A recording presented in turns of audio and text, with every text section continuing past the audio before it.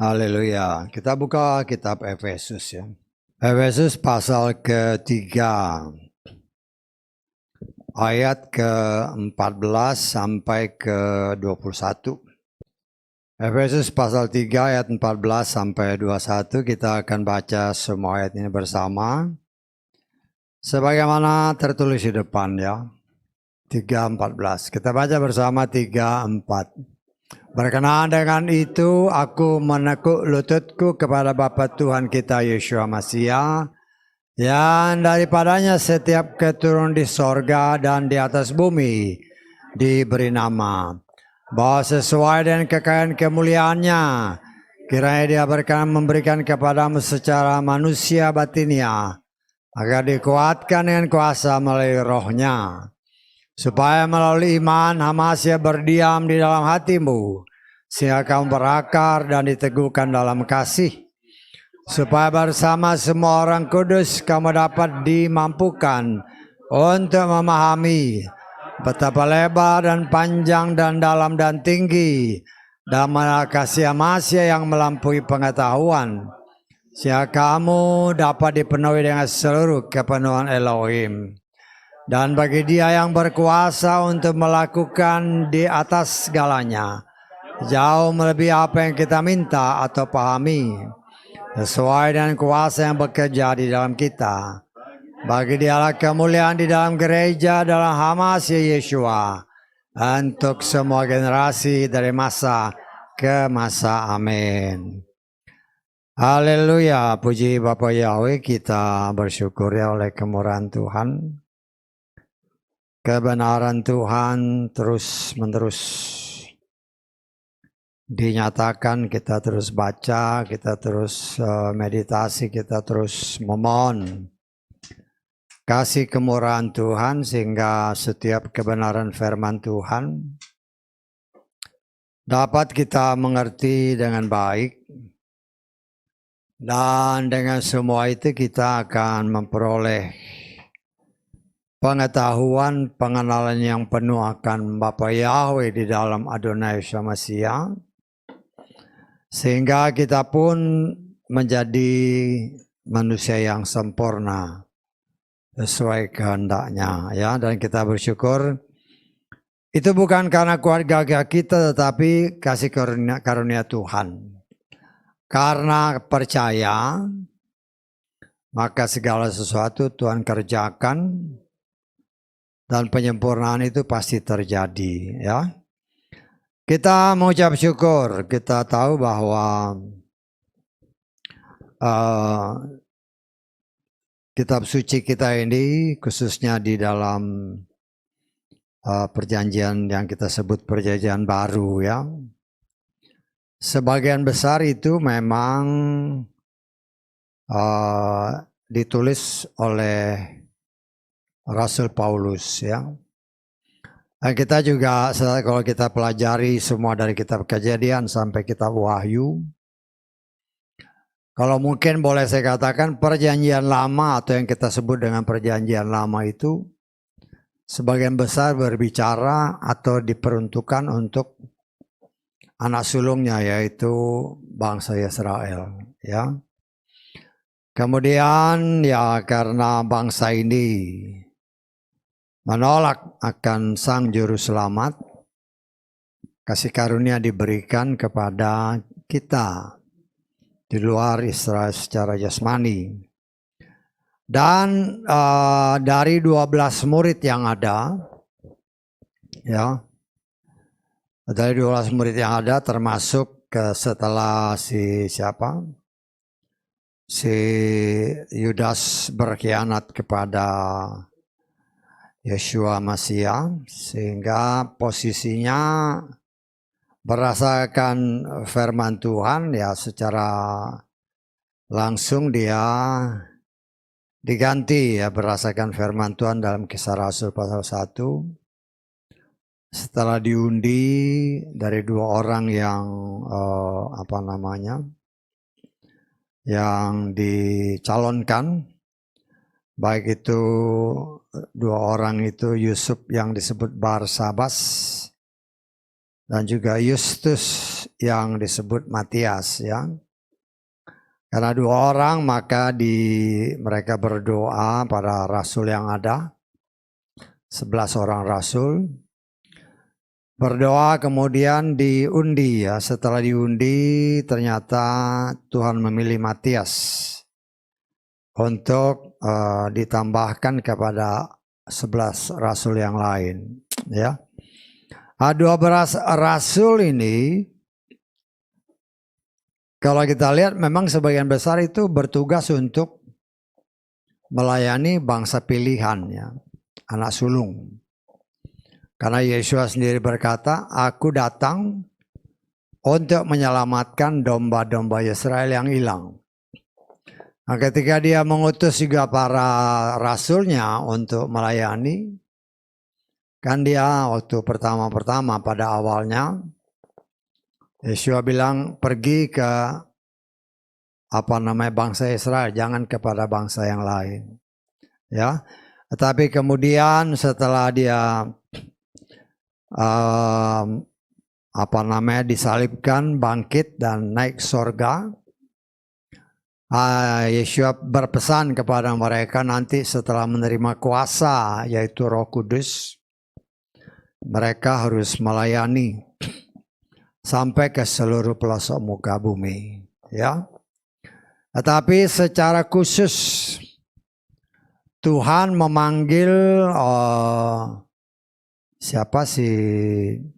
Paulus, ya, untuk melayani orang-orang di luar bangsa Israel. Secara khusus Tuhan panggil. Karena Tuhan berfirman kepada Ananias. Ketika Ananias disuruh oleh Yeshua dalam satu penglihatan untuk melayani, untuk mendoakan dan melayani si Paulus yang ketika dia bertemu dengan Yeshua, ya, dia melihat sinar kemuliaan Tuhan, dia jatuh dan ternyata ketika dia bangkit matanya buta. Ya, sehingga dia harus dituntun masuk ke dalam kota Damsyik. Dan firman Tuhan berkata selama 3 hari dia tidak dapat melihat. Dan selama 3 hari itu juga dia berpuasa, ya, tidak makan, tidak minum. Tentunya pengalaman dia ketika Yeshua memanggil dia, kan dia nanya, siapa kamu Tuhan? Akulah Yeshua yang kamu aniaya, ya. Oleh kasih kemurahan Tuhan dengan cara Tuhan memanggil orang yang tadinya menganiaya dia, menganiaya gereja, menganiaya pengikut Tuhan. Dengan cara Tuhan sanggup memutar balik hatinya. Sehingga dia dengan cara Tuhan yang luar biasa, Tuhan buat dia buta. Kemudian Ananias dikirim Tuhan untuk mendoakan, melayani dia, mendoakan dan melayani si Paulus. Kemudian matanya dicelikan kembali oleh Tuhan. Nah, firman Tuhan berkata ketika si Ananias ini disuruh untuk melayani, karena Ananias ini kan sudah dengar-dengaran tentang siapa Paulus. Maka dia berkata, Tuhan, orang ini datang kemari untuk membinasakan pengikut-pengikutmu. Tetapi Yesus berkata, kita lihat Kisah Rasul pasal ke-9. Ayat ke-15. Ya.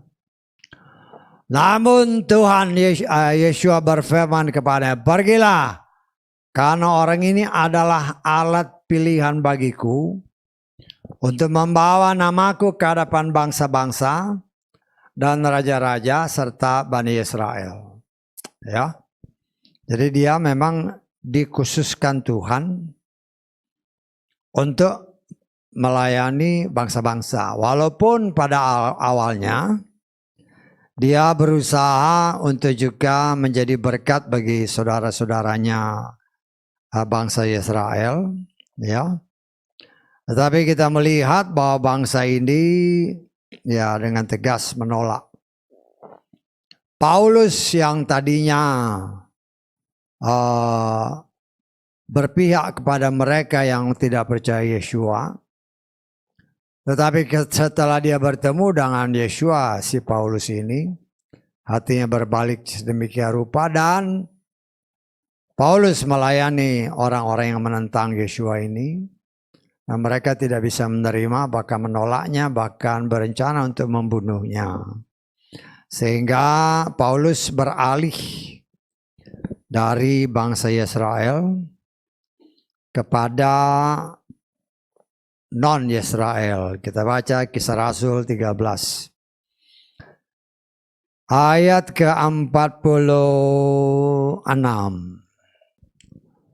Namun sambil berbicara dengan berani, Paulus dan Barnabas berkata, adalah perlu bahwa firman Elohim pertama-tama dibicarakan kepadamu. Tetapi karena kamu menolaknya dan kamu memutuskan bahwa dirimu sendiri tidak layak untuk hidup kekal, lihatlah kami dibelokkan kepada bangsa-bangsa lain. Artinya dia diutus Tuhan untuk melayani bangsa-bangsa lain, ya. Kita mengucap syukur. Segala sesuatu diatur oleh Tuhan sedemikian rupa. Kita tahu berdasarkan apa yang tertulis dalam kitab Wahyu. Kita baca ya. Wahyu pasal 1 ayat ke-20.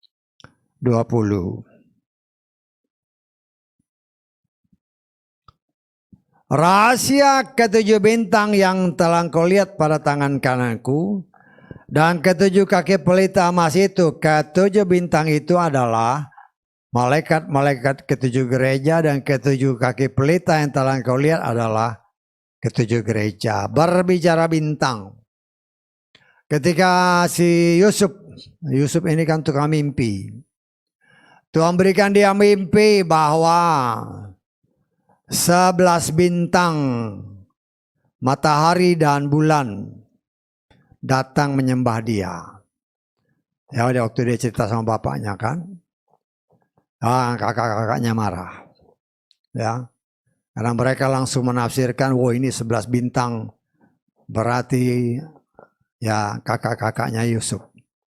Bahkan bapaknya sama ibunya takluk kepada Yusuf. Tapi kan ini dari Tuhan, bukan karangannya si Yusuf. Ya, berarti dari situ kita melihat bintang yang dimimpikan si Paulus, si Yusuf itu berbicara pribadi manusia. Ketika Yeshua lahir di tengah dunia, para orang Majus melihat apa? Bintang. Jadi bintang itu berbicara juga pribadi manusia.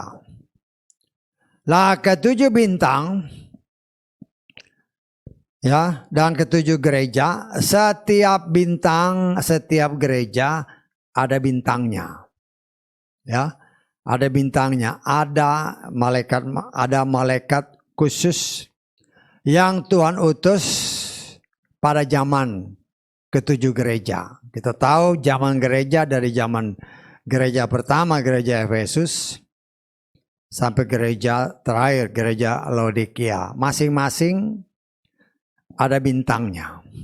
Ya. Dan kita tahu bahwa berdasarkan firman Tuhan, bahwa keselamatan itu datang dari bangsa Yahudi, dari bangsa Israel. Ya. Karena itu bintang yang pertama ini harus bangsa Israel. Karena berbicara gereja yang disebutkan di sini, ya dari Efesus sampai Laodikia, tidak ada satupun yang ada di Israel. Itu di luar Israel. Artinya ini berbicara gereja di luar bangsa Israel, ya artinya untuk non-Yahudi, ya untuk kita-kita. Ya. Tetapi karena keselamatan itu harus datang dari bangsa Israel, maka bintang yang pertama itu harus orang Israel, harus orang Yahudi. Dan saya menafsirkan bahwa bintang yang pertama pada zaman gereja pertama, Efesus, yaitu si Paulus. Ya. Paulus inilah bintang yang pertama yang langsung berdasarkan firman Tuhan dia mendapatkan pewahyuan. Bukan dari murid yang lain. Tetapi dia mendapatkan pewahyuan langsung dari Yeshua HaMashiach. Kita lihat. Efesus pasal ketiga mulai ayat ke 2 dan 3. Jika memang kamu telah mendengar penata layanan anugerah Elohim yang telah diberikan kepadaku bagi kamu. Perhatikan ayat ketiga. Bahwa menurut penyingkapan, menurut pewahyuan, ya penyingkapan sini pewahyuan. Dia telah memberitahukan kepada aku sebuah misteri sebagaimana sebelumnya secara singkat telah kutuliskan. Ya inilah karena ILT ini kadang-kadang ya saya dengar orang ya banyak juga yang protes kan, ini kadang-kadang kan susah dimengerti itu loh. Alasannya ya karena terjemahan ini langsung dimonitor sama LAI. Kalau kebanyakan yang sama dengan LAI marah. Loh kok marah?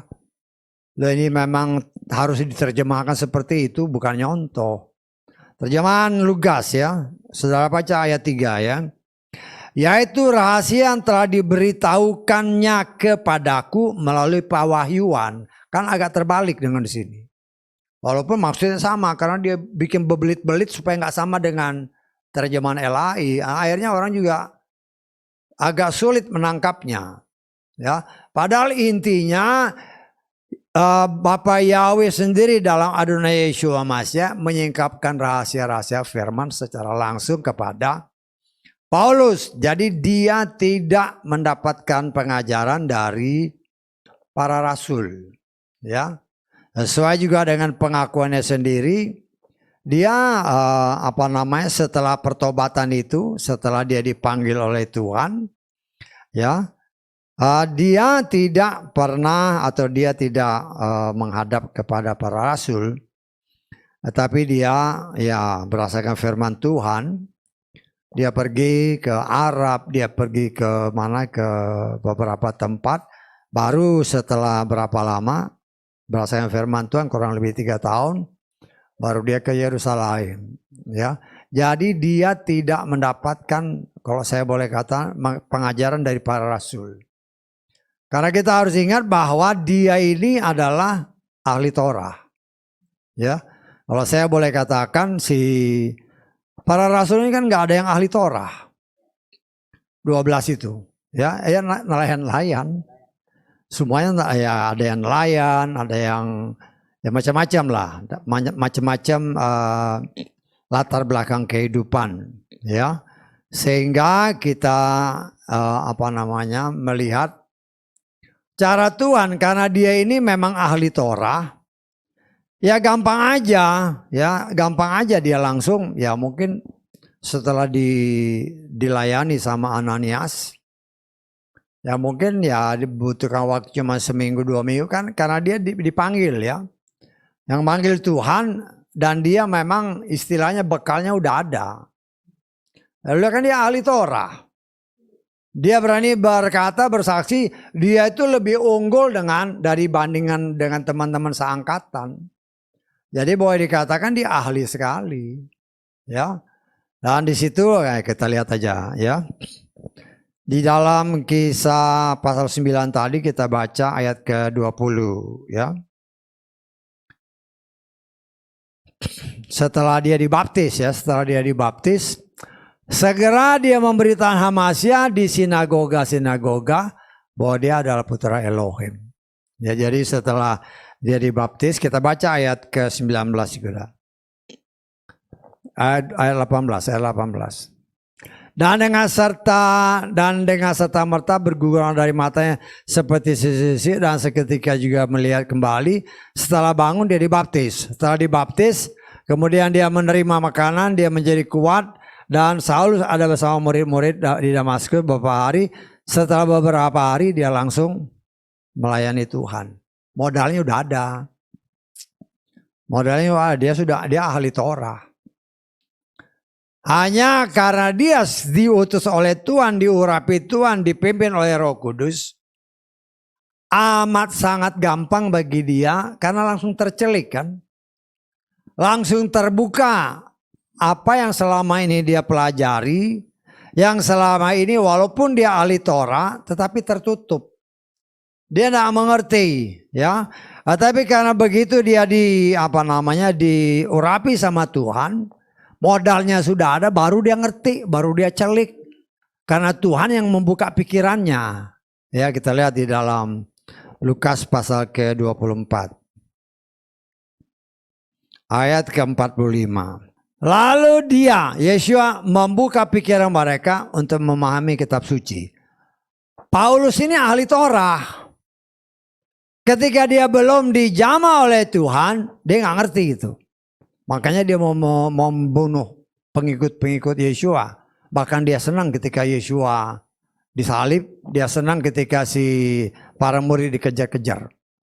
Tapi setelah dia dibaptis, dia terima Roh Kudus, terbukalah pikirannya.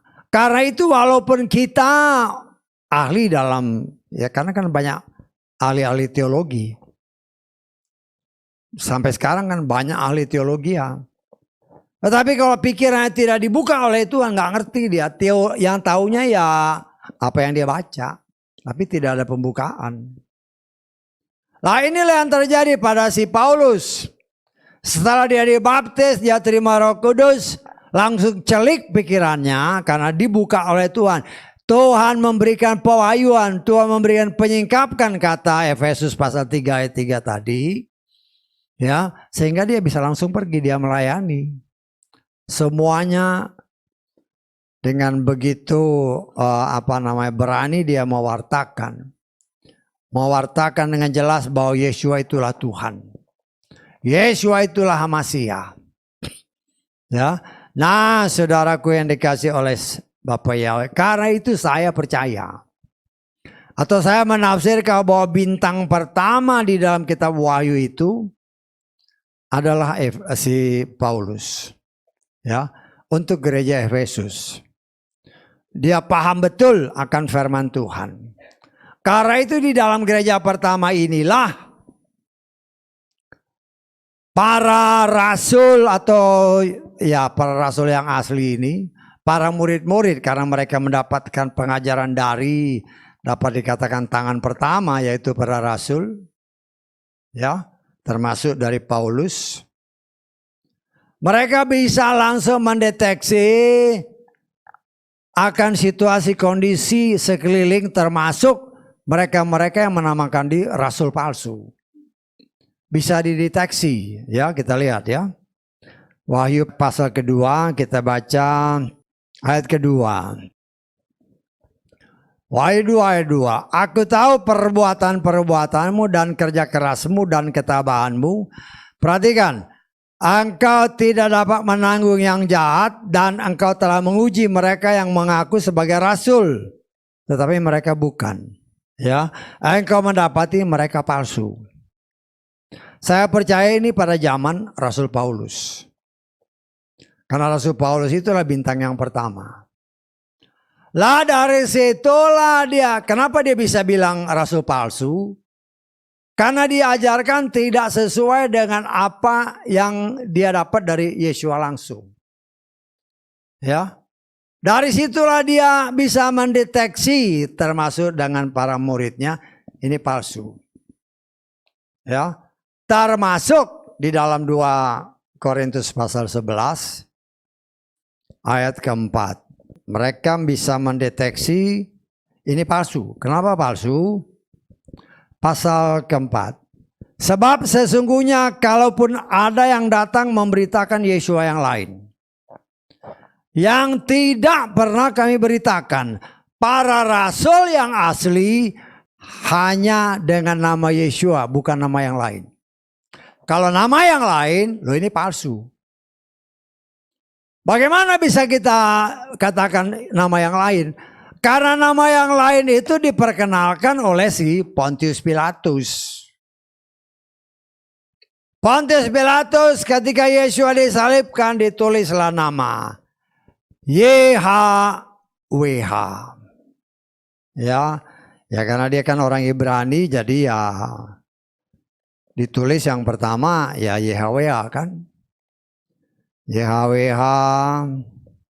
Kemudian juga ditulis dengan nama bahasa Ibrani, bahasa Yunani, dan bahasa Latin. Sebagaimana tertulis, kita lihat ya. Yohanes pasal keberapa tuh? Mantap ya. Nah, jadi harus ngerti, karena nanti kan kalau saudara melayani orang ngerti. Kan bisa aja orang nanya, kenapa kau panggilnya Yeshua? Sudah harus tahu, Yohanes 19. Ayat 19 dan 20. Pilatus pun menuliskan sebuah prasasti serta meletakkan di atas salib itu. Dan yang tertulis, maksudnya yang tertulis itu Yeshua orang Nazaret, raja orang Yahudi. Ya, maka banyak orang Yahudi membaca prasasti itu karena tempat di mana Yeshua disalibkan berada di dekat kota, dan itu telah dituliskan satu dalam bahasa Ibrani, dalam bahasa Yunani, dalam bahasa Latin. Bahasa Ibrani ya YHWH. Bahasa Ibrani-nya YHWH. Yeshua ha-Natsri wa Melek ha-Yehudim. Itu bahasa aslinya, bahasa Ibrani. Ya, kemudian bahasa apa lagi? Bahasa mana ya 20 tadi? Bahasa Yunani, ya. Bahasa Yunani Inbi. Iesus ho Nazoraios ho Basileus ton Iodaion. Ya, kalau lafalnya nggak tepat ya maklum lah. Kita bukan orang Yunani, tapi ya paling sedikit ngerti-ngerti dikit. Dan yang ketiga adalah bahasa Latin. Inri Iesus Nazarenus Rex Iudaerum. Ini yang paling terkenal. Inri sampai saat ini.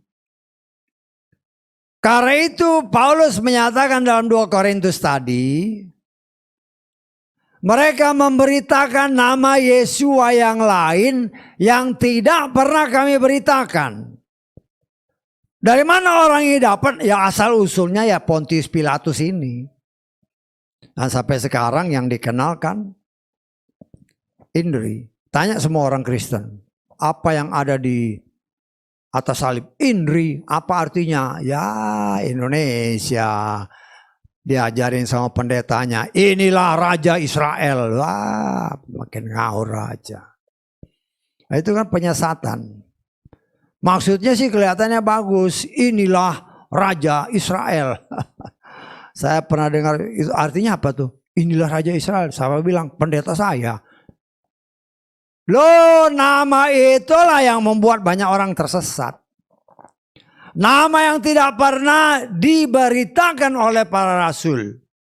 Dari situ dalam kitab Wahyu menyatakan, oh ini palsu ini.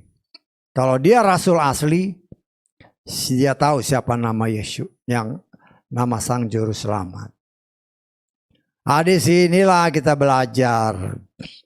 Sampai saat ini, yang dikenal itu ya asal muasalnya dari Inri itu. Ya, Inri. Yesus jadilah Yesus, Yesu. Ya. Sampai saat ini. Ya, padahal keselamatan itu hanya datang ya bukan nama Yesus. Orang banyak yang marah itu kalau gitu. Buktinya kitab suci saya. Alkitab saya. Namanya Yesus. Ya, belajarlah firman Tuhan yang benar. Ya, saya sangat menyadari ya ketika kita berani dikatakan di sini secara jelas. Kalau dikatakan dalam Kisah Rasul pasal 4 ayat 12. Ya, keselamatan itu hanya ada pada satu nama, yaitu Yeshua HaMashiach. Di dalam ayat berapa ke-10-nya dinyatakan. Ya, nama itu yang menjadi juru selamat. Artinya kalau engkau pakai nama yang lain, termasuk nama Yesus, Tuhan itu kan setia sama firman-Nya. Karena itu saya menafsirkan banyak orang yang tidak melihat atau tidak memperhatikan 2 Korintus pasal 11 ayat ke-4. Ya, sehingga mereka menganggap sama aja, nama ini nama itu kan. Ya itulah ngikut-ngikut siapa tuh istilah yang terkenal, apa artinya sebuah nama. Ya, dibawa-bawa setan supaya tidak mengakui Tuhannya. Ya. Loh, kita ini kan ya berdasarkan firman Tuhan. Tuhan mengenal setiap pribadi kita. Dan ya semuanya berdasarkan firman Tuhan, nama kita masing-masing kan. Tadi kan di dalam ayat ke berapa 15 ya, ke Efesus pasal 3 tadi ayat 15. Dan daripadanya setiap ketuhanan di sorga dan di atas bumi diberi nama. Dalam kitab Wahyu pasal ke-2 tadi, kita lihat ayat ke-17. Ya, Wahyu pasal ke-2 ayat 17. Siapa yang mempunyai telinga, biarlah dia mendengarkan apa yang Roh katakan kepada gereja-gereja. Bagi dia yang menang, aku akan memberikan kepadanya makan dari mana yang telah disembunyikan. Dan aku akan memberikan batu putih kepadanya, dan pada batu itu tertulis nama yang baru yang tidak seorang pun mengetahuinya kecuali dia yang menerimanya. Kita akan menerima nama yang baru. Setelah nanti menjadi manusia sempurna, namanya, kenapa ya? Dia Bapak kita kan. Kan nama itu biasanya dikasih bapak kan. Ya, kalau dalam rumah tangga kan, anak-anak lahir bapaknya ngasih nama kan, jarang ibunya. Biasanya kan bapaknya ngasih nama. Ya ini kita juga setelah kita lahir baru disempurnakan layak untuk mendapatkan nama. Ya Tuhan yang kasih nama. Lagi kita mau ucap syukur apabila ayat-ayat tadi pada awalnya menyatakan berdasarkan terjemahan Lukas ayat ke-14, berkenan dengan itu maka aku bertekuk lutut kepada Bapa Tuhan kita Yesus Masiha. Paulus bertelut di bawah kaki Bapa Yahweh.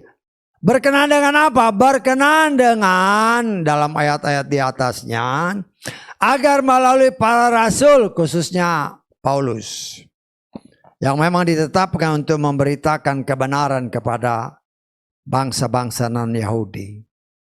Ya. Untuk apa? Untuk memberitakan kabar baik.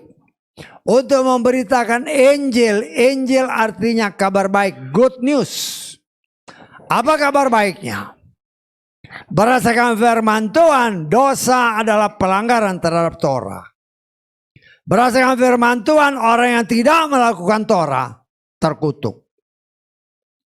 Tetapi berita baiknya, kalau kita percaya Yeshua sebagai Tuhan dan Juru Selamat, harusnya kita yang terkutuk karena tidak bisa melakukan Torah dengan sempurna. Yang tidak bisa kita lakukan itu diambil alih dan dipakukan Yeshua di kayu salib bersama dengan Dia. Bagi yang percaya, kalau yang nggak percaya nggak bisa. Ya. Dan kita bisa percaya, kita memperoleh iman percaya kepada Dia, itu anugerah. Karena firman yang kita tahu kita tertulis dalam kitab 2 Tesalonika 3 ayat ke-2. Tidak semua orang memiliki iman. Tidak semua orang bisa percaya Yeshua HaMashiach sebagai Tuhan dan Juru Selamat. Mereka bisa dengar firman, ya, tapi nggak ngerti. Tidak ada respon, ya, kan itu kan banyak. Berita Injil diberitakan di mana-mana, apalagi dengan media sosial yang ada. Bahkan banyak orang yang mengumpat nama yang kudus, ya. Walaupun banyak sekali bukti-bukti ketika ya di media-media sosial kan banyak yang mengumpat nama Sang Juru Selamat di atas mimbar langsung mati, bukan di atas mimbar, di podium-podium. Ya, kalau memang sudah Tuhan anggap ini tuh kelewatan, ini diambil aja lah. Ya. Nah, kita melihat di sini, kita mengucap syukur oleh kemurahan Tuhan. Melalui Injil inilah kita diajar oleh para rasul atau 5 jawatan yang kita kenal, baik gembala, baik nabi, baik guru, baik penginjil maupun guru. Ya, 5 jawatan kan, rasul, nabi, guru, gembala, penginjil. Ya. 5 jawatan yang memang Tuhan tetapkan, itu panggilannya. Tapi saya berani menafsirkan kalau namanya penginjil artinya itu tugas saudara dan saya yang percaya kepada Yeshua untuk berani mewartakan. Jadi orang yang percaya ya sebenarnya juga harus menjadi penginjil. Orang yang berani menyampaikan firman. Walaupun mungkin dia saya nggak pintar ngomong. Emangnya berita Injil hanya dengan ngomong, dengan perbuatan pun bisa kelihatan. Oh, ini orang lain nih rajin. Kok bisa gitu? Loh, kenapa kan orang bertanya-tanya. Ternyata ternyata dia percaya Yeshua. Jadi bukan hanya pintar ngomong, tetapi dalam tingkah laku perbuatan akan terlihat. Ini dari mana? Karena itu saya berani menafsirkan namanya salah satu jawatan dari dari 5 jawatan ini kan rasul, nabi, penginjil, gembala, guru. Ya, paling sedikit semua orang percaya dia menjadi penginjil. Karena itu ada tertulis melalui firman Tuhan kita dirubah sehingga kita menjadi bintang-bintang yang memancarkan kemuliaan Tuhan di tengah dunia yang gelap. Loh, kalau orang-orang yang ada di dalam kegelapan ditarik datang kepada kita yang adalah bintang yang memancarkan terang bagaikan bintang di tengah kegelapan dunia. Mereka datang kepada kita, ya kita boleh membagikan berkat. Kabar baik, kalau kau percaya Yeshua engkau selamat. Ya, Yeshua HaMashiach. Yeshua yang diurapi. Ya, karena nama Yeshua itu nama yang umum di tengah bangsa Ibrani. Tapi kalau nama Yesus itu bukan nama Ibrani. Ya. Ya, kita memang saya sangat menyadari ya nama Yesus itu yang paling terkenal di seluruh pelosok muka bumi. Tetapi bukan nama yang dikenal dunia yang akan menyelamatkan. Yang dikenal yang menyelamatkan adalah nama yang Bapa Yahweh berikan kepada Maria dan Yusuf melalui utusannya Gabriel. Beri dia nama Yeshua, bukan nama Yesus. Bukan nama Yahshua, bukan nama Yesus. Yeshua. HaMashiach yang diurapi. Ya, yang kau yang di luar sana boleh marah-marah, tapi dengar aja orang Israel. Para Mesianik itu memanggilnya Yeshua HaMashiach. Mereka memanggil Yahweh. Sebagian berdasarkan firman Tuhan dalam Roma pasal ke-11. Sebagian masih dikeraskan, masih memanggil nama yang lain. Ya, panggil Adonai, panggil Hashem. Sebagian. Tetapi sebagian lain yang sudah dibukakan, mereka memanggil Yahweh. Mereka memanggil Yeshua HaMashiach. Ya, keselamatan kita kan dari sana, bukan dari Yunani, bukan dari Latin, tapi dari bangsa Yahudi. Tetapi itu pilihan. Iman itu kita sudah belajar dari kitab Galatia. Berbicara iman menurut kitab suci kita. Berbicara tentang pribadi Sang Juru Selamat Yeshua Mashiach. Tetapi tidak semua orang, kata Tesalonika, memperoleh iman, percaya kepada Yeshua. Enggak semua. Jadi jangan heran apabila banyak orang, walaupun mendengar nama yang kudus diwartakan, mulai timbul oh gerejaku nggak manggil itu. Ah, jangan sok ke Yahudi-Yahudian. Loh, bagaimana? Keselamatan itu memang dari sana. Bukan sok-sokan, tetapi nama yang menyelamatkan itu hanya nama Yeshua. HaMashiach, bukan nama yang lain. Lah kita sebagai anak-anak Tuhan, ya kalau Tuhan beri kesempatan, paling sih kalau berdoa, panggil nama itu. Yahweh di dalam nama Yeshua Mashiach. Kalau mereka tanya, kok namanya itu sih? Jelaskan. Ya, nama itu yang menyelamatkan, bukan nama yang lain. Ya. Lah dalam masa yang kita percaya tidak lama lagi. Ya. Tuhan terus-menerus bekerja dalam kehidupan kita. Ya. Melalui firman yang diajarkan terus-menerus oleh salah satu dari majawatan ini. Sehingga kita memperoleh pengetahuan, pengenalan yang penuh dan benar tentang firman, tentang pribadi Tuhan kita. Firman yang hidup. Ya. Karena kita memiliki pengetahuan yang benar, memanggil nama yang benar, iman kita nggak melenceng.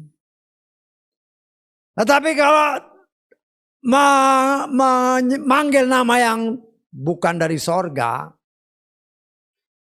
nah ini kan tertulis dalam 1 Timotius pasal ke-6 ayat ke-20-21 kita lihat ya.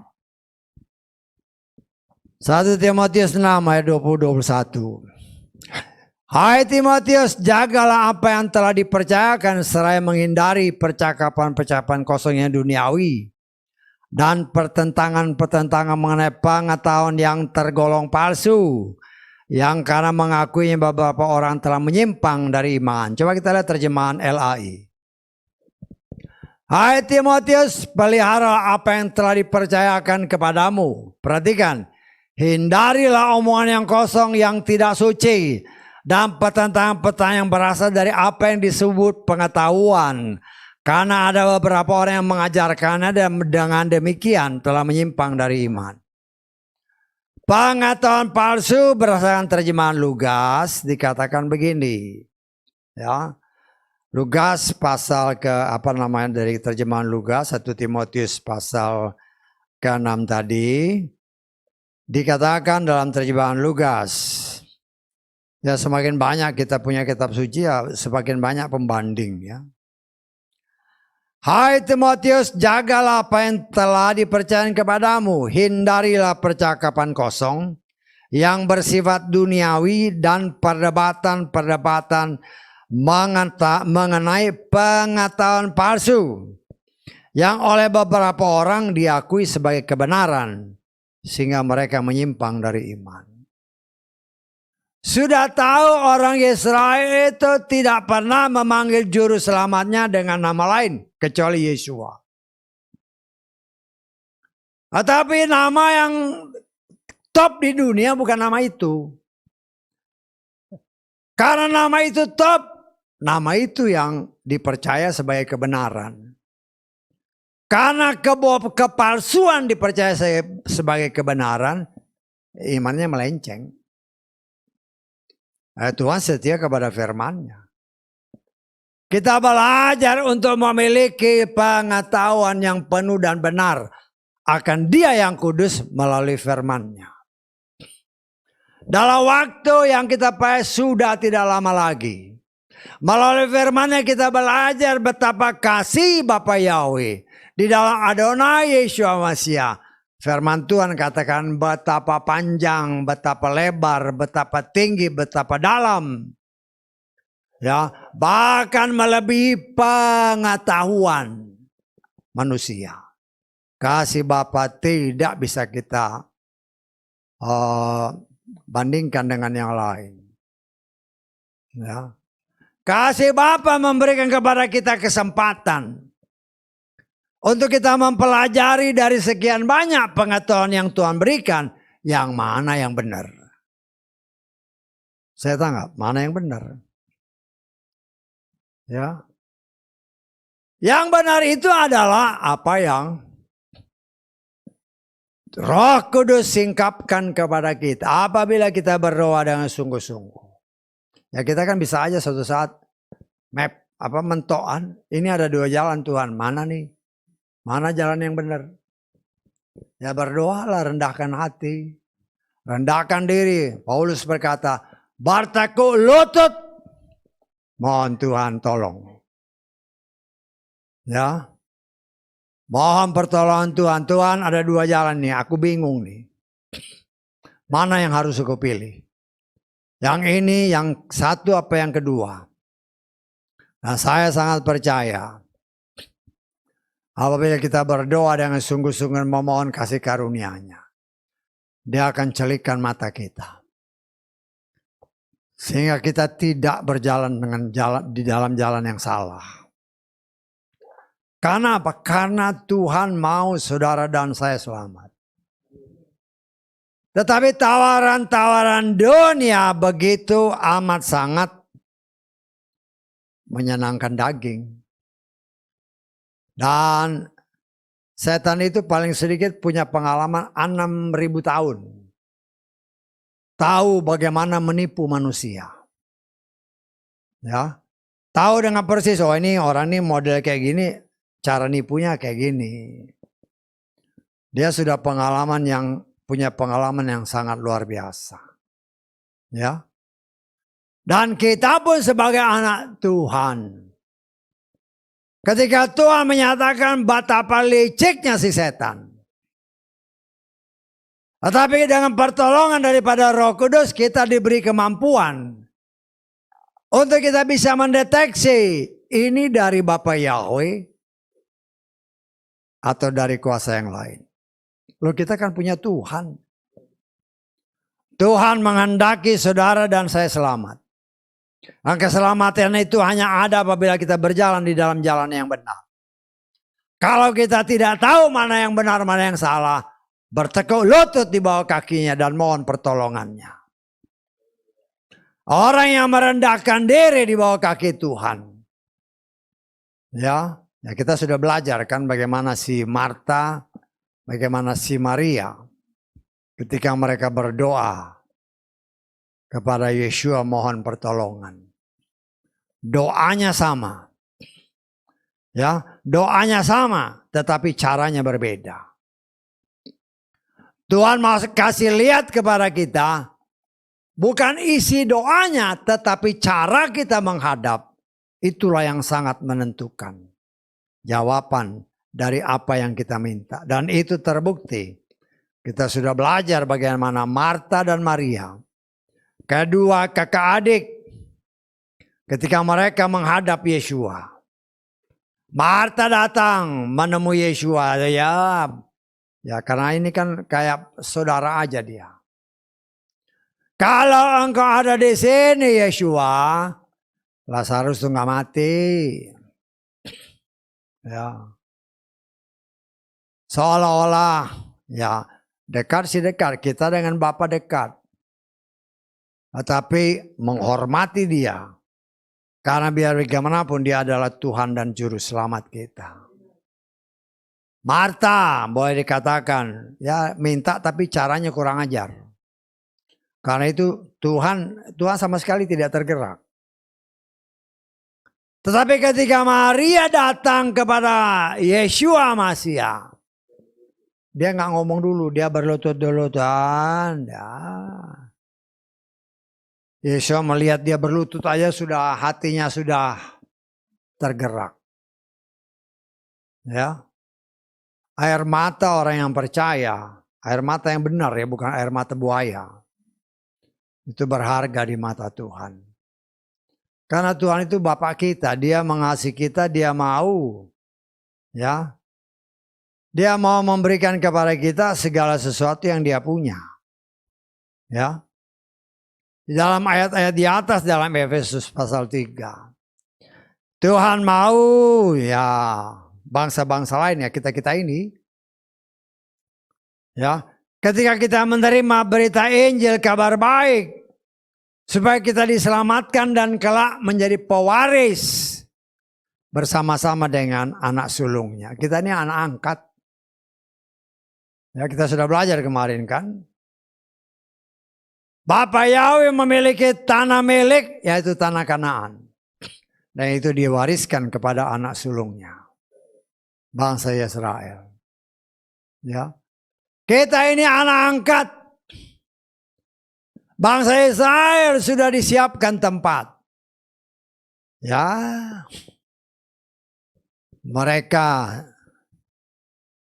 ya memang bukan sebagian, mungkin sekitar berapa? 1/6 bagian.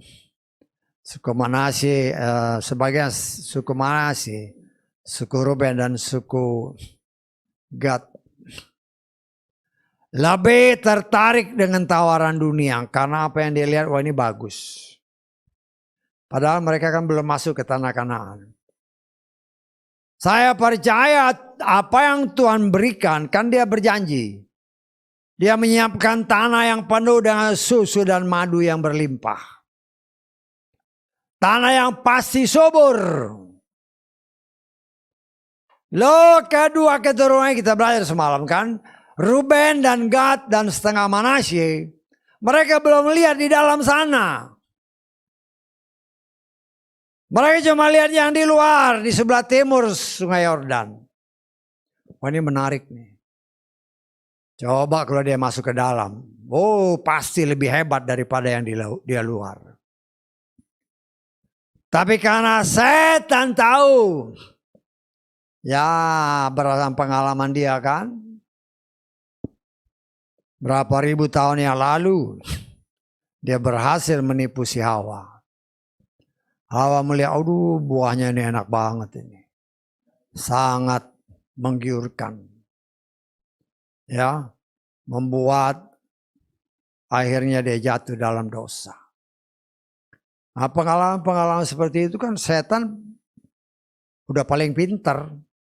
Ya, ya termasuk ya bangsa Israel ini. Setan tahu ini ya dikasih, padang rumput yang bagus. Ya, akhirnya kedua setengah suku ini memilih di sini aja, nggak usah masuk. Itu bangsa pilihan, anak sulung. Kita, anak angkat, tidak lebih baik dari mereka. Tawaran yang sama, juga ditawarin setan kan. Kenyataan membuktikan ya setan juga banyak berhasil. Berita Injil, kabar baik yang Tuhan berikan itu juga bagi kita. Karena kita ini harus digenapkan dahulu bilangannya, baru seluruh Israel. Saya tahu sesuai kita segala sesuatu harus seperti yang tertulis ya. Kan tertulis dalam kitab Roma 11 ayat 25. Sebagian Israel dikeraskan. Sampai apa? Penggenapan bangsa-bangsa lain terjadi. Setelah genap, baru yang setengah yang masih dikeraskan ini. Tuhan yang tulis Torahnya. Saya boleh nafsirkan kan. Kalau Tuhan yang tulis Torah di hati mereka. Ya, Tuhan yang kasih. Gak perlu lagi pakai baca kitab suci.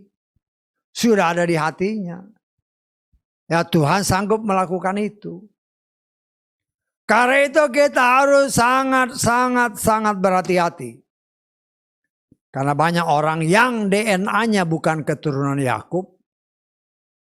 Mau tiru-tiru seperti orang yang keturunan Yakub. Gak bisa.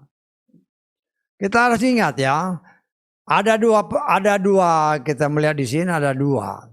Yang satu anak sulung, yang satu anak angkat. Yang namanya anak angkat tidak mungkin menjadi anak sulung, nggak mungkin. Tetapi mempunyai hak yang sama mewarisi kerajaan yang Tuhan siapkan. Apabila sama-sama mengikuti alur yang sama. Bangsa Israel pun akan bisa menerima itu asal mereka menerima Yeshua sebagai Tuhan dan Juru Selamat. Jalannya sama. Yeshua berkata, akulah jalan kebenaran dan hidup. Engkau tidak mungkin ketemu Bapa kalau tidak melalui aku. Itu bukan saja berlaku bagi bangsa Israel, tetapi juga bagi kita. Sama jalannya untuk menuju rumah Bapa. Manusia menawarkan ada banyak jalan menuju Roma. Tetapi hanya satu jalan yang menuju ke rumah Bapa di sorga. Anak sulung dan anak angkat sama-sama diberi hak. Kenapa? Ya sama-sama ciptaan Tuhan. Ya, sama-sama ciptaan Tuhan. Artinya ya tergantung pilihan kita. Saya percaya ketika Paulus yang memang diutus secara khusus untuk bangsa di luar Israel, untuk kita. Supaya kita mengerti Tuhan bersabar. Tuhan bersabar bagi saudara dan saya. Waktunya sudah semakin dekat, tetapi kenyataan kan banyak orang yang pasrahnya negatif. Terserah Tuhan lah. Sama seperti Imam Eli pada zaman Samuel. Terserah Bapak Yahweh lah. Dia Tuhan. Jadi dia mau bikin apa, ya terserah. Loh, engkau ngomong gitu langsung binasa. Tuhan tidak menghendaki kita binasa. Tuhan tidak menghendaki kita mempunyai pengharapan yang negatif. Tuhan mau menyelamatkan kita. Jangan melihat latar belakang kita saat ini. Kita tidak ada satupun yang punya latar belakang yang baik. Ya, karena firman Tuhan berkata tidak ada yang benar, semua tidak. Tetapi yang tidak benar ini oleh kemurahan Tuhan dibenarkan. Dibuat jadi benar. Kemudian dibentuk. Dibersihkan, dikuduskan, dimurnikan, disempurnakan. Tanpa kesempurnaan, sempurna harus bisa bertemu dengan sempurna Bapa di sorga. Karena itu melalui pengetahuan penuh dan benar. Firman Tuhan katakan. Supaya kita dibentuk menjadi manusia sempurna. Ya. Tapi kan banyak orang yang gak bisa tahan. Kenyataan membuktikan. Ya. Aduh susah. Ya.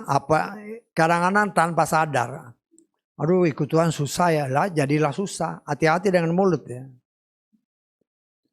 Ya. Tetap bersukacita. Jangan sukacita itu hanya di gereja aja. Kelihatannya wow sukacita banget. Begitu keluar dari pintu gereja. Kelihatan aslinya. Ya kadang-kadang saya ngelihat kan ya kacamata rohani lah ya. Karena saya gembala saya lihat kan. Wow di sini kelihatannya bagus semua. Begitu turun ke bawah. Ribut lah gimana sih. Baru dengar firman kan. Terus keluar dari gereja. Ya ada kelas sedikit langsung marahan. Aduh bagaimana ini. Kalau terjadi pengangkatan saya jamin orang yang kayak begitu jangan nggak bakal diangkat. Karena Tuhan mau kita sempurna. Ya. Artinya mau di dalam gereja, di luar gereja, di tengah dunia. Kita tetap memancarkan kemuliaan Tuhan. Dunia yang gelap tidak akan bisa membuat terang kita ini menjadi gelap. Nggak bisa. Tuhan mau kita menjadi terang di tengah dunia yang gelap. Tetapi kalau begitu kita keluar di tengah dunia yang gelap. Kita jadi gelap. Ya udah. Bukan itu rencana Tuhan. Ya, kenapa? Kok di sini terang kan? Begitu keluar di tengah dunia. Karena dunia gelap jadi gelap. Loh, karena baterainya nggak bener. Baterainya dalam gereja sih, waduh, ngecas terus. terangnya luar biasa. Begitu keluar gereja, lah charge-nya dicabut. Jangan dicabut. Artinya hubungan kita dengan Tuhan tetap. Sehingga tetap memancarkan kemuliaan Tuhan. Jangan berubah karena pengaruh dunia. Memang itu pergumulan ya. Pergumulan kadang-kadang ya. Ada orang yang ngomong sedikit miring. Ya, mata sama telinga itu paling sensitif. Dengar sedikit, wah, matanya langsung merah. Loh. Padahal Tuhan lagi mengizinkan kita dites. Loh, ternyata masih kayak gini ya. Ya, saya sih ngomong apa adanya. Karena apa? Saya sebagai pelayan Tuhan, saya merindukan kita, bukan berarti saya lebih hebat dari saudara. Kita sama-sama sedang diproses supaya kita benar-benar ibadah kita nggak percuma. Kita mau diangkat ya benar-benar siap. Kalau ada orang yang ngomong yang miring-miring, ya udah tutup aja kuping.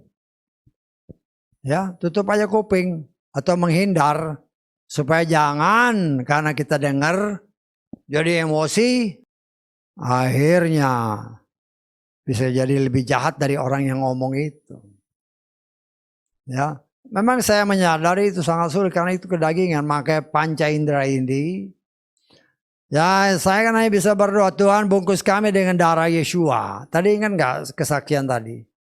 Ada orang yang ngomong kan. Con. Bagaikan jarum-jarum pentul itu.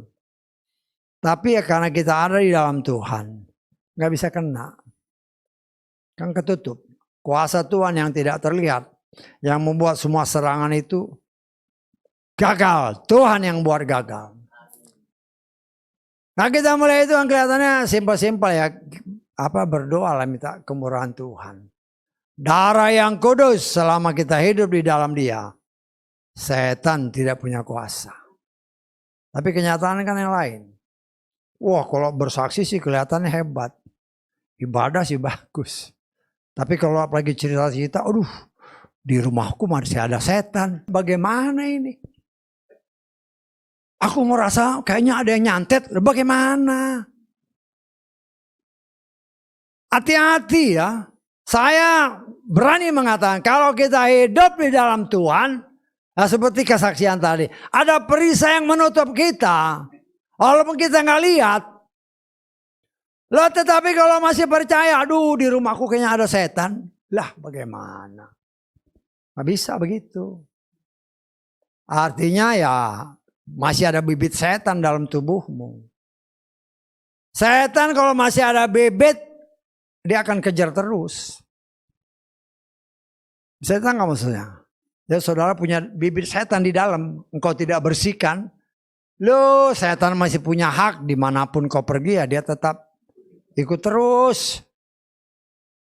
Sehingga tidak mungkin terjadi perubahan total. Kalau engkau tidak bertindak.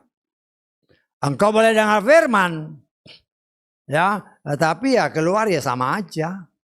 Ya seperti yang tadi itu. Karena di charge-nya hanya waktu ruangan yang penuh dengan kemuliaan Tuhan ya rasanya hebat.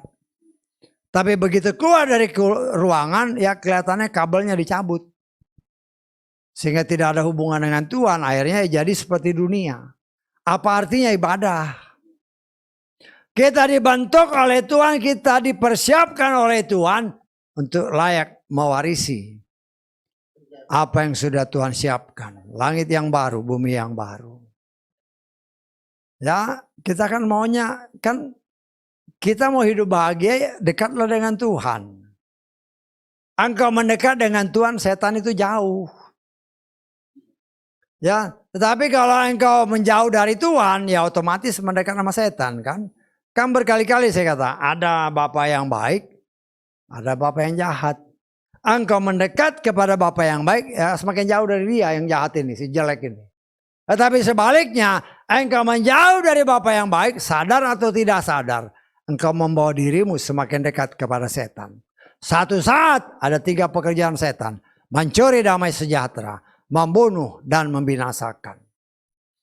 3 tugas itu. Nah, kita sebagai anak-anak Tuhan. Nah, semua manusia kan kepengen berbahagia, pengen diberkati. Sebenarnya itu tergantung kepada kita. Artinya yang menyajikan berkat itu hanya Bapa yang baik, perlindungan, damai sejahtera. Karena itu mendekatlah bahkan menyatu dengan Dia. Ketika kita menyatu dengan Dia, setan tidak punya hak atas kita. Contoh, ketika Bapa Yahweh sendiri berkata kepada setan, kau lihat gak si Ayub itu? Orangnya saleh, menjauhi kejahatan. Tanpa Ayub minta, dia dipagari oleh Bapa Yahweh. Ya, Ayub tidak melihat pagar itu. Tetapi setan lihat ada pagar. Karena itu kan dia bilang, engkau memagarinya. Sehingga ya dia tenang-tenang. Nah itu kan tertulis, bukan asal ngomong. Kita lihat ya. Ayat-ayat ini supaya ini menjadi pengajaran. Dan kita mempraktekkan, peganglah yang baik ya. Kita lihat di dalam Ayub pasal 1. Mulai ayat ke-6 sampai ayat ke-10. Pada satu hari ketika anak-anak Elohim datang menghadap Yahweh, setan pun datang di antara mereka. Ya, ini datangnya pasti ke sorga. Yang namanya anak-anak Elohim itu malaikat. Ya, bukan di dunia ini, di sorga sana. Yahweh bertanya kepada setan, dari mana engkau datang? Ya, setan menjawab, Yahweh dari menjelajahi bumi dan berjalan ke sana kemari. Ya, setan juga sering belajar di sini kan. Makanya saya berani menyatakan setan itu paling senang datang ke gereja. Karena itu jangan heran kalau ada yang tidur, ya itu memang kerjaan setan.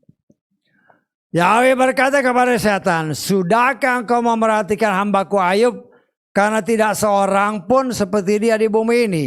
Seorang yang saleh, jujur, takut akan Elohim dan menjauhi kejahatan. Setan menjawab Yahweh setelah berkata, apakah dengan tidak mendapat apa-apa Ayub takut pada Elohim? Bukankah apa? Engkau telah membuat pagar bagi dia. Ayub tidak melihat bahwa dia dipagari Tuhan. Tetapi dia melakukan kewajibannya hidup di dalam firman. Dan firman itulah yang memagari dia. Karena dia dipagari, setan tidak punya kuasa untuk menjamah. Tetapi ketika Tuhan izinkan, ya pagarnya diangkat. Karena Tuhan mau kasih lihat sama setan. Ayub ini adalah memang pilihan Tuhan. Ingat ya, Ayub itu bukan orang Ibrani. Ayub itu bukan orang Israel. Ayub itu dari suku lain, bangsa lain. Ya. Nah, disinilah kita melihat, saudaraku yang dikasih oleh Bapa. Kita merindukan bagaimana kalau kita hidup saleh, hidup benar, hidup menjauhi kejahatan. Tanpa kita minta, dia pagari kita. Ya. Tetapi begitu kita berbuat jahat, kata firman Tuhan, kita baca ayat terakhir. Keluaran 23 ayat 20. Lihatlah aku akan mengutus seorang malaikat ke hadapanmu untuk menjagamu dalam perjalanan. Dan untuk membawamu ke tempat yang telah aku persiapkan. Perhatikan ayat 21. Berjaga-jagalah di hadapannya dan dengarkanlah suaranya. Janganlah engkau membuat kepahitan karena dia tidak akan menanggung pelanggaranmu. Sebab namaku ada di dalam dia. Kita kan gak lihat malaikat. Saya percaya di samping saya ada malaikat. Di samping saudara ada malaikat. Kita gak lihat dia. Dia roh. Tetapi setan lihat ada malaikat. Dia gak berani dekat. Karena itu kalau ada anak Tuhan mengadu di rumahku ada setan. Oh, pertanyaan besar. Berarti ini gak berlaku. Setan gak. Setan kadang-kadang mau, aduh bulu kuduku merinding. Lo usir. Engkau dan saya diberi kuasa lawan setan. Bukan dengan kekuatan kita, dengan nama yang kudus. Setan pergi. Aku milik Bapa Yahweh. Ya dipraktekin, jangan hanya dengar doang, praktekin. Ketika engkau merasa ketakutan, berdoa, merendahkan diri. Dengan kuasa yang Tuhan beri. Aku sudah beri kamu kuasa. Ya praktekin. Udah diberi kuasa. Senjata udah komplit. Ya karena gak pernah latihan, gak pernah nembak. Nembaknya harusnya lurus, nembaknya ke atas. Gak bisa gitu. Kita ini sebagai prajurit ya. Sedang dipersiapkan. Kenapa? Karena nanti kita akan maju bersama Yeshua Mashiach. Panglima perang kita melawan si setan dengan bala tentaranya. Karena itu kita dilatih, kita punya kuasa, nama yang kudus. Yeshua Mashiach. Karena itu saudaraku yang dikasih oleh Bapa Yahweh. Ya, kita mendengar kabar tentang apa yang dikatakan melalui Paulus. Rasul yang dikhususkan untuk orang-orang di luar Yahudi. Kita menerima berkat dari pelayanannya. Dari apa yang dia dapat langsung dari Tuhan. Diajarkan kepada saudara dan saya. Kita terima, dipraktekin. Kalau nggak dipraktekin nggak bisa. Ya, sama aja seperti ya sekolah umpamanya kan, apalagi pelajaran matematika. Ada yang senang, ada yang enggak kan. Kalau matematika diajarin, kalau engkau nggak praktek di rumah ya nggak bisa. Ya diajarin, wah kelihatan di sekolah sih, wah hebat. Begitu di rumah bagaimana ya? Lah karena kau nggak pernah praktek. Ya, tapi kalau kita praktek ada soal langsung gampang. Ya, saya dengar berita-berita di media kan. Oh, anak SMP, anak SMA. 3 kali 7 berapa? 22. Bagaimana ini? Kayak begitu. Ya karena ngandalin mesin. Sehingga tidak, ya kalau bekerja di lapangan kayak gini repot kalau dia nggak punya alat-alat komputasi yang elektronik. Nggak bisa. Nah demikian juga dalam kehidupan kita secara jasmani menghadapi si jahat yang kita tidak bisa lihat dengan mata. Jadi jangan nanti setelah dapat menghadapi tantangan, cari dulu kitab suci. Oh yang mana nih ya? Memangnya ini jimat. Firman itu tertanam dalam hatimu. Ketika kau baca, engkau imani, dia tertanam dalam hati. Dan dia itu yang kita praktekkan dalam hidup. Bukan nanti ada masalah baru cari-cari kitab suci. Nggak bisa begitu. Karena itu dikatakan meditasikanlah firman Tuhan. Siang dan malam. Kita sudah belajar kenapa bangsa Israel gagal. Karena saya menafsirkan. 2 juta orang kitab sucinya cuma 1. Tidak semua orang baca. Bahkan mungkin tidak semua orang pernah lihat kitab suci. Saudara dan saya zaman ini setiap pribadi mungkin di rumah punya kitab suci numpuk. Tapi mungkin sudah ketumpuk sama debu-debu gak pernah dibaca. Padahal itu ada rahasia. Harta karun yang terpendam. Yang harus kita gali. Sehingga ketika kita menerima harta itu, firman itu bukan kata-kata yang mati, tetapi firman itu adalah pribadi Tuhan yang hidup. Yang sanggup untuk senantiasa berbicara dalam hidup kita. Sehingga ketika kita menjalani hidup ini, karena kita mengandalkan firman, hidup saudara dan saya penuh dengan kemenangan demi kemenangan. Itulah yang Tuhan kehendaki. Karena itu saudaraku, saya sebagai pelayan Tuhan mengingatkan. Jangan engkau meninggalkan kitab sucimu. Baca, meditasi, observasi. Mohon kepada Roh Kudus tolong. Sebagaimana Paulus ketika dia minta Roh Kudus, dia mendapatkan pewahyuan, pembukaan firman. Ketika kita menerima pembukaan, kita mengerti. Dan dengan berjalan sesuai dengan apa yang diberikan kepada kita. Dia akan membuat hidup saudara dan saya berbeda. Dan kita bisa mencapai akhir bertemu dengan Bapa kita Yahweh. Di dalam Adonai Yeshua Mashiach. Haleluya. Amin.